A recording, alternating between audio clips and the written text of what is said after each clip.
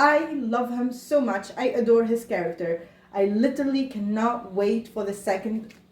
I still say the second. Hello friends and welcome back to my channel. Today I want to talk about all the books that I plan to read during the month of November.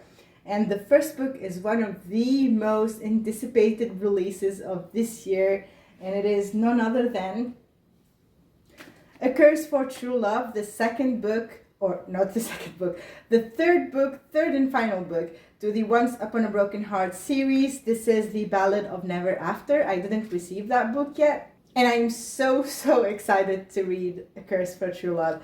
So if you don't know what Once Upon a Broken Heart is about, it's about Evangeline Fox, our stunning main female character. All her life, she believed in true love and happy endings until she learns that the love of her life is going to marry her cousin. So in order to stop the wedding, she strikes a deal with the Prince of Hearts, Jax, and in exchange, he asks her for 3 kisses that she would give at the time and place of his choosing with the people of his choosing. But as the story goes, she discovers that she is a part of a bigger scheme. Jax got introduced in the second book of the Caraval series, Legendary, and he caught the attention of all the fandom at that time, and we wanted to see more about him, and everyone fell in love with that character. So we got what we wanted, and he's a fate. The fates in this world are like gods. They are feared, and each one of them has specific powers. Jax is very manipulative, ruthless piece of work, and I love him so much. I adore his character. I literally cannot wait for the I still say the second, for the third and final book to come out.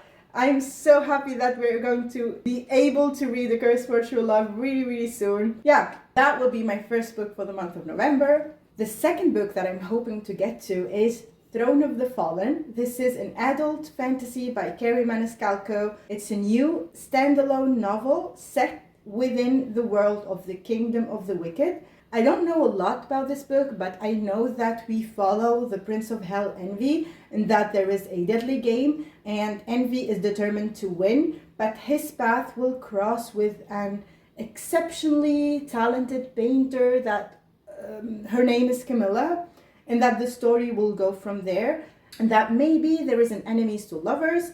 I loved the Kingdom of the Wicked series, and I adored the world, and I saw the potential. We have 7 Princes of Hell, and we only talked about Wrath. We got to see a lot of glimpses about the other houses and the other princes, but I really loved that world, and I thought that there is a lot of potential to explore the other houses, the other princes. So I'm very happy that we are going to get the Prince of Hell, Envy, and maybe in the future we will get to see more about the other princes.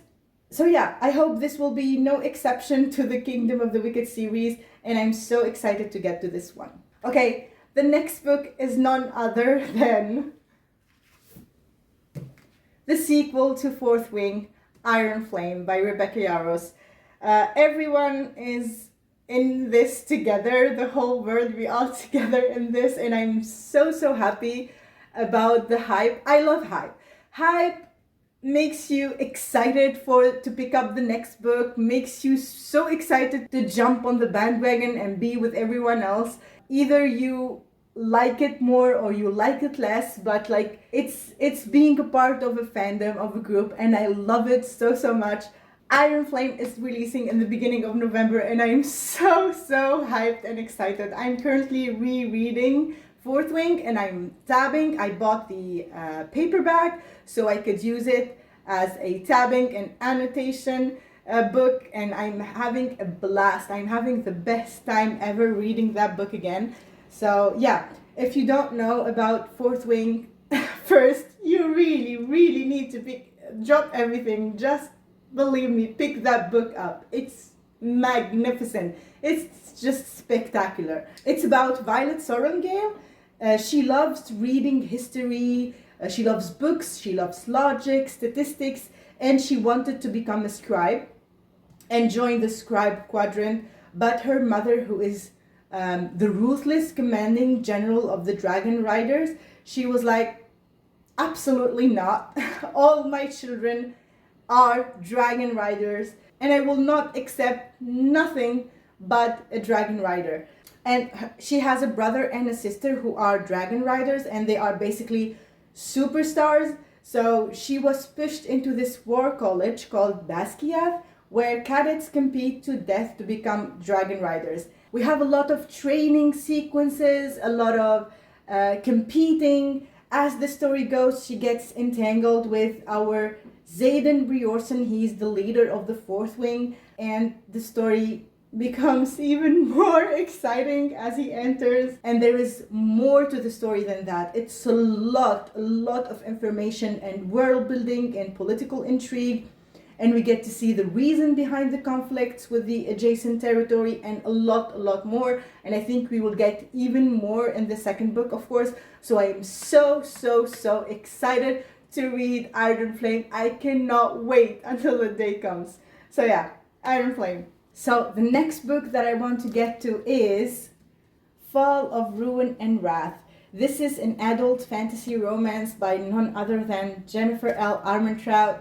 We follow Callista, who has an incredible talent. She has an intuition that never fails. And because this world that she's living in is hungry for power, she lives under the protection of a baron, and in exchange, she grants him valuable information. Until one day, her intuition leads her to save a traveling prince from a dire situation, and the voice inside of her, for the first time in her life, screams with warning and promise at the same time that this prince today, he is going to bring her joy, but one day he will bring her doom. From the people that already read the arc, this is supposed to be a scorching enemies to lovers with magic, high stakes, and a rich fantasy world, and I cannot wait to discover it all. So yeah, Fall of Ruin and Wrath. The next book that I am so excited that it's here and I get to read it now is the sequel to A Kiss of Iron. This is the first book in the Shadow of Tenebris series. The sequel is called A Touch of Poison. I read this in September and fell in love. If you saw my September wrap-up, if you saw the short about this book, I fell in love with this world and with Bastian and Kat. Such an amazing hate to lovers. I adored their dynamic and interactions and appreciated so much the representation of trauma caused by misogynistic men and Kat's past and how it affects her life and decision making. I just love this book so much, and with Bastian as a dark, morally gray main male character, it was just the cherry on top. So highly recommend this series, and I'm so anticipating A Touch of Poison. The next book that I really want to get to this month, because I had it on my September TBR, I believe, but I didn't get the chance to read it, is, I have it here, yeah. The Luminaries. It is a YA urban fantasy. In this book, we are in Hemlock Falls, and Hemlock Falls isn't like other towns. You won't find it on a map, phones don't work here, and the forest outside the town is very dangerous and deadly. We are following Winnie Wednesday, who wants nothing more than to join the Luminaries. The Luminaries are the ancient order that protects Winnie's town and the rest of humanity from the monsters and nightmares that rise in the forest of Hemlock Falls every night. But ever since her father was exposed as a witch and a traitor, Winnie and her family have been shunned, but on her 16th birthday, she can take the deadly Luminary Hunter trials and prove herself true and loyal, and also restore, of course, her family name. So this is supposed to be a fun, fast-paced, supernatural mystery with lots of monsters and a bit of romance, and I cannot wait to read it because the sequel is coming out this November. It's called The Hunting Moon, and I really want to get this very soon. So the next book that I want to read is actually a reread, and it is volume 1 of Witch Hat Atelier. I really love this series and I want to get back into this world, and I want to reread volume 1 and 2 so I can continue on with the series, because I think now there is like maybe 11 volumes out, and I really want to reread this before I get to the other books. This is about Coco, and Coco wants to become a witch more than anything else. But in this world, it is known that magicians are born and not made. And little Coco was not born with a gift for magic. So one day when she was about to give up on her dream to become a witch, she meets Quifrey. He was a mysterious traveling magician who came to her little town. So she secretly followed him when he was about to perform magic. He was going to help them with something. And she climbed up the window to watch him secretly, and she saw how he performed magic. So now she knows that what everybody knows might not be the truth, and discovers that her magical dream may not be as far away as it may seem. So this is an adorable manga, and it's magical, it has witches, it's had a lot of magics, it's perfect for this time of the year. The panels of this manga are a piece of art in themselves. Adding to that, there is an epic adventure and the wholesome friendships, and I loved this so much the first time around, and I cannot wait to get back into this world. So yeah, I'm going to reread Witch Hat Atelier Volume 1. This was the last book on my November TBR. If you made it this far, please leave me a spooky emoji and tell me about the books that you want to read during the month of November. Please subscribe so we can become bookish friends. I appreciate you so much for watching this video and wish you a wonderful day. I'll see you in the next one. Bye!